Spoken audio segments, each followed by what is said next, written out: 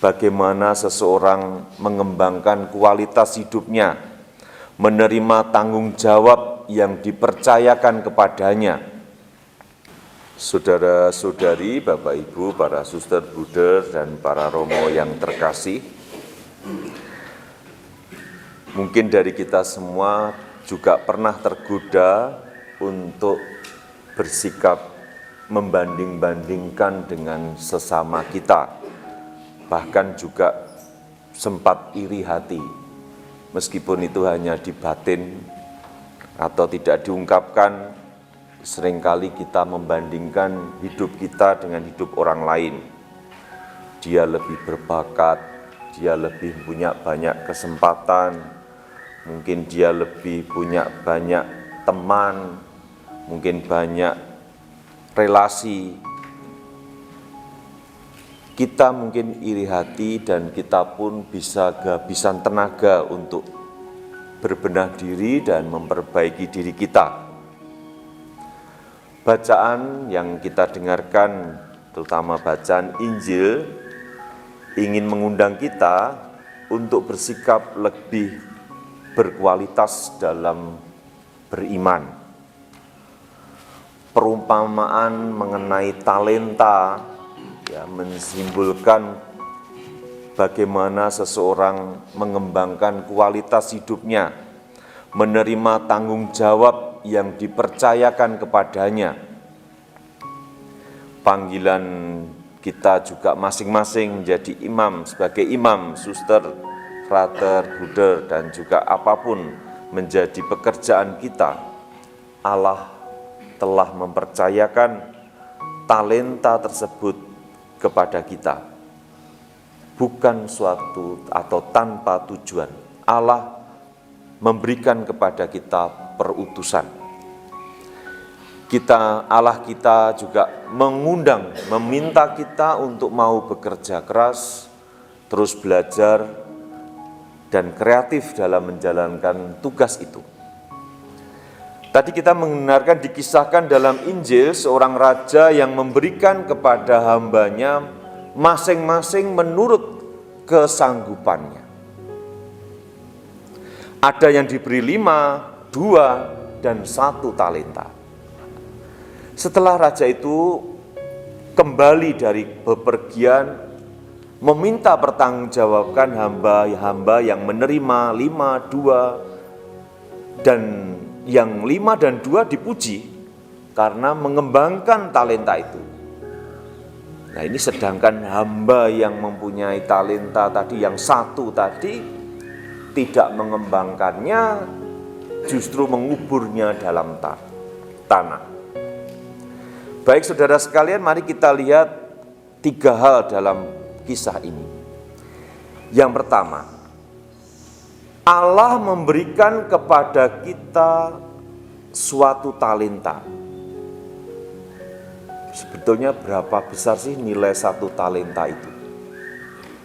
1 talenta yang disebut dalam Injil, juga dalam Injil Matius, Lukas, adalah ukuran berat setara dengan 34 kg.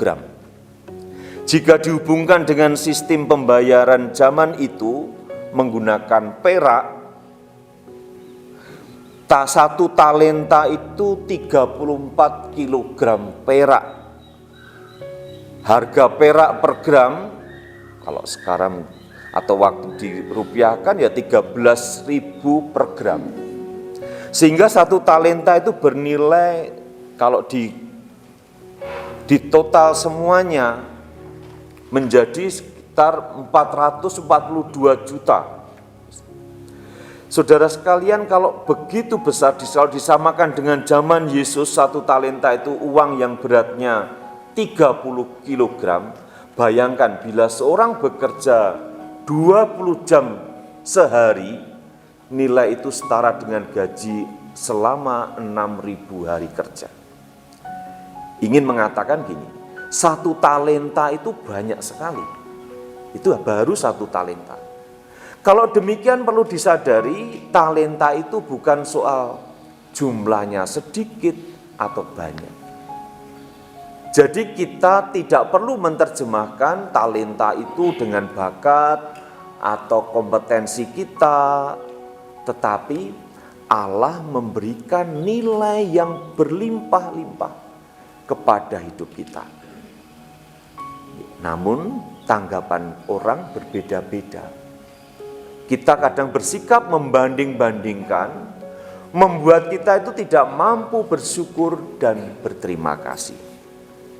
Perumpamaan ini saudara sekalian mengundang untuk kita bersyukur, berterima kasih atas anugerah hidup dan berkat yang kita terima.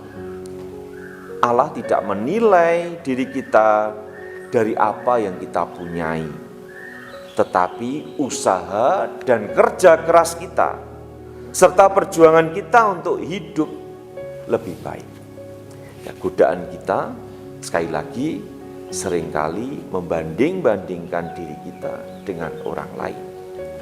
Yang kedua, saudara sekalian, perumpamaan ini juga menggambarkan hidup beriman itu membutuhkan keberanian untuk menghadapi kesulitan, penderitaan, usaha keras. Hamba pertama dan kedua dipuji tuannya karena mengembangkan talenta yang dipercayakan kepada mereka, meski jumlahnya berbeda. Allah tidak pernah memperhitungkan banyaknya talenta, tetapi usaha dan perjuangan kita. Namun tidak demikian hamba yang ketiga ini, saudara sekalian, mendapat satu talenta tetapi justru mengubur talenta itu tersebut dalam tanah karena takut dan malas.